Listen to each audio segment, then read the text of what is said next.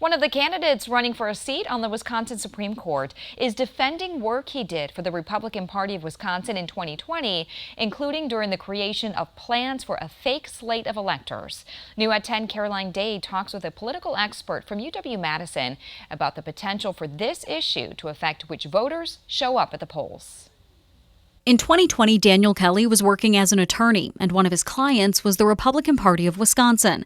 In December of that year, Party Chair Andrew Hitt and other Republicans gathered at the state capitol to form a fake slate of electors for Donald Trump. Hitt told the January 6 House committee he called Kelly to talk about the plan. He says the two talked for about 30 minutes about what questions Hitt needed to think about. This Sunday on Up Front, Kelly defended the interaction. Frankly, I was not versed in this area of the law, and as the testimony shows, I was not in the loop.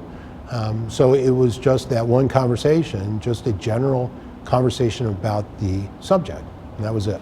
But Kelly's opponent, Janet Protasewicz, has pushed the issue.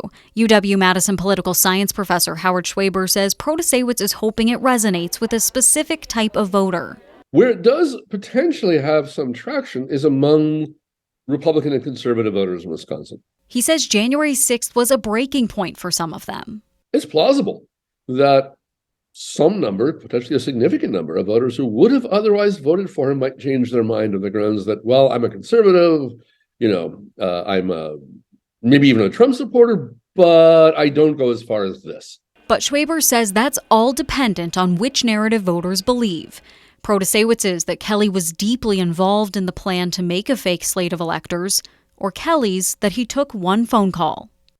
Schwaber says both candidates have taken almost entirely negative approaches to this campaign, with Protasewicz focusing heavily on Kelly's ties to the fake elector scheme and Kelly focusing on Protasewicz's judicial record, saying she's soft on crime.